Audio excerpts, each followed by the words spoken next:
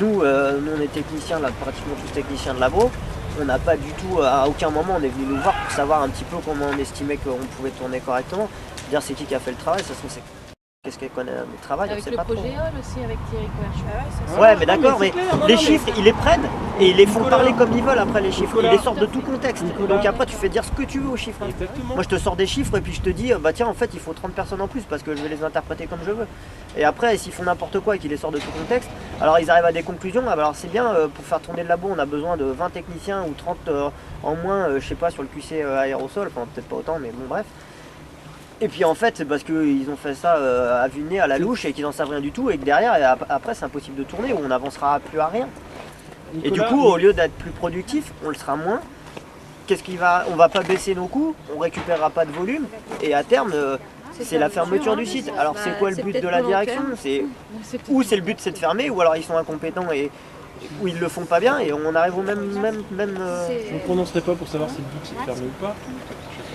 Non, mais ce que je veux dire, c'est qu'à la force, les gens. Il y a des gens qui ont décidé, à partir de tableaux, de plans d'action qui valent ce qu'ils valent. Ils avaient peut-être aussi des consignes du groupe de dire bah voilà, il faut faire moins de temps, etc.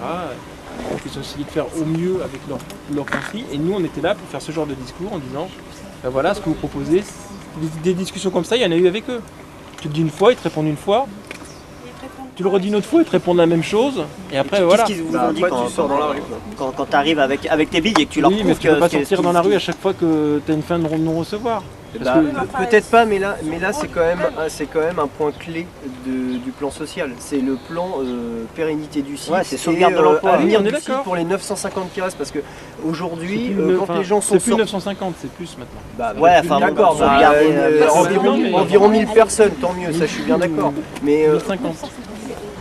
Et ok, donc ces chiffres-là, mais aujourd'hui on dit les gens qui sortent, ils mettent en danger les 1050 salariés qui vont rester. Mais si leur organisation ne tient pas la route, ils la mettent également en danger. Donc, si leur organisation ne tient pas la route, ils la réadapteront.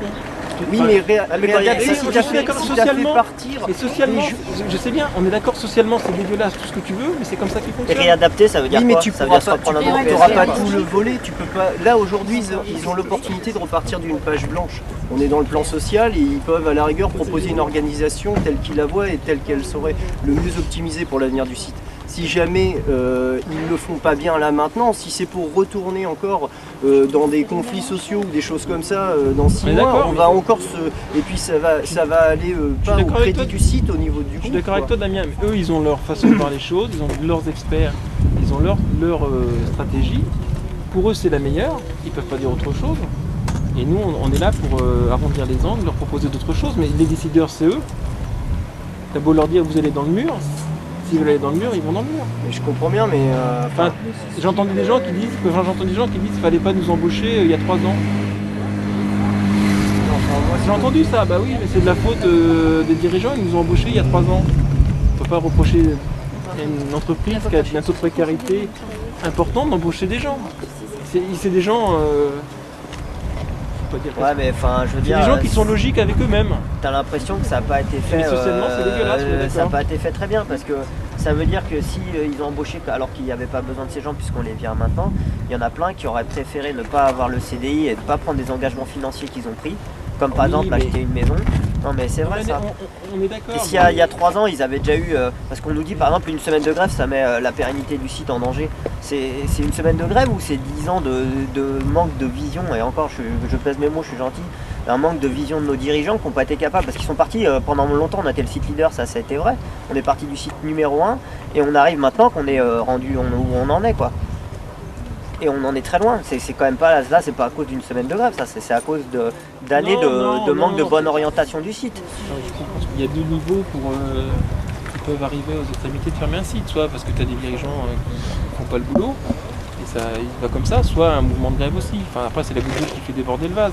Mais ouais, c'est pas si tu as mis une goutte d'eau, voilà. Tout au crédit de la goutte d'eau par rapport à des années où on aurait pu faire beaucoup mieux que ce qu'on a fait, faut pas non plus... On est dans un anglo-saxon quand même. Ouais mais ça c'est trop facile de dire ça. Je pense qu'on peut pas dire que... Mais en France aussi alors. Si ceux qui pensent que GSK Airgo n'a plus d'avenir, il faut être volontaire pour partir. Bah il y en a beaucoup qui le pensent. c'est une inquiétude C'est une générale. grosse inquiétude, mais c'est normal, si tu hein. veux, il y a plein de gens qui, Moi, qui voudraient y croire, qui sont prêts à y Bah croire et oui. de faire quelque chose de bien. La direction s'est pas engagée fermement. Ah ouais, mais ils le diront pas de toute façon, Voilà. ils vont pas te dire on Ni ferme un le sens, site ni dans l'autre. 5 ans. Mais c'est normal. Quelle boîte pourrait te dire à 4 ans ou à 5 ans ou à 10 ans je serai là ou... Oui, mais enfin, tu peux t'armer au maximum Oui. pour affronter l'avenir et pas, J'entends ce que tu partir un dis, petit peu j'entends ce comme que tu ça en dis, se mais- disant on verra bien ce qui adviendra. Non. Ouais, parce que alors ça veut dire que si parce qu'ils auraient pas bien fait le premier PSE, on s'en taperait un deuxième pour régler ce qu'ils ont mal fait au premier. Enfin, je veux dire, c'est hallucinant, quoi. Comme à Mayenne, ils embauchent des gens parce qu'ils ont vu trop fort le premier PS. Puis après, on embauchera et on revirera. Voilà, c'est des pions. Non, mais c'est là, oui. Sauf que C'est- c'est comme ça pour l'instant, à moins que ça change. C'est pas ici que ça va changer. Parce que- c'est global. Hein. Parce que sur le site, il y a plein de gens qui demandent que ça à y croire. Mais qu'on leur montre une organisation et de ce que là, pour l'instant, on a vu, ça paraît fait vraiment un peu à la louche, quoi. Et pas de façon très construite. Alors on a repris des chiffres qui sortent de plein d'études depuis 4 ans, depuis un bon moment où on regarde où est-ce qu'on pourrait s'améliorer. Et puis on a l'impression qu'effectivement on les sort de leur contexte. Donc, Après, tu fais ce que tu veux avec les chiffres. tu regardes ce qu'ils disent, bon bah on obtient 20%, ensuite ça nous permet de repasser les équipes en 2.8 et de mettre un remplisseur par ligne. Rien que de faire ça, tu recules ton TRG de 11%. Donc, et eux, ils gardent les mêmes rendements. Donc, si tu Ce veux, discours a été fait en CCE, exactement avec les mêmes chiffres. Par Bénédicte, il n'y a pas de problème. Ils l'ont entendu, ils ont répondu, blabla, blabla, blabla, et voilà. Mais, enfin, Qu'est-ce qu'ils ont répondu à ça? alors qu'est-ce qu'ils ont répondu à ça, hein bah, que les TRG étaient calculés sur le temps d'ouverture de la ligne, que ceci, cela, et que les gains arriveraient. Mais voilà. Mais, enfin, mais je sais il y a bien, des mais il y a choses plein de... qui mathématiquement ne peuvent pas arriver. Si un remplisseur est là, son temps de nettoyage va être multiplié par 2 s'ils sont 2 ou 1. Donc ça déjà, les trimestriels, ils tomberont toujours à la même fréquence si tu es en 2.8 ou en 3.8. Donc il y a te des choses répondent comme avec ça. l'organisation de l'équipe support, et ça le Oui, mais fait. l'équipe support, elle pourra pas supporter 6 lignes de front en même temps. Donc tu vois, enfin. Non mais on est d'accord, ils ont vu au plus juste. Maintenant, on leur a dit que ça marcherait pas parce que ceci, parce que cela. Et si ça marche pas parce que ceci, parce que cela, ils réadapteront les effectifs. On le sait bien. On le sait bien. Bah, est-ce que c'est vraiment un Oui, souhait, et après, quand ils ont fait sortir, aujourd'hui, il y a peut-être 30 remplisseurs ou un peu Je plus. sais Et bien, aujourd'hui, c'est- quand ils en auront 15 ou 18 avec les superviseurs, qu'est-ce qu'ils feront? Ils reformeront des remplisseurs. Et oui. Oui, mais on va garder. Mais C'est je une sais raison bien. de se battre aussi. Je Et comprends puis pas là- qu'on et puis laisse là, passer on des part- trucs comme ça. Là, on parle quand même de la couche la plus opérationnelle. Mais si on garde 50% de projets et de management, tu vas pas mettre les gens à la rue après.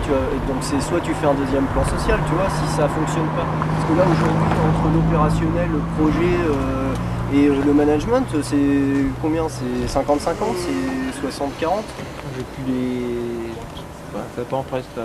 Ouais, tu vois, c'est là que c'est incohérent. On parle de site mature qu'on va orienter Donc vers un la site prod Voilà.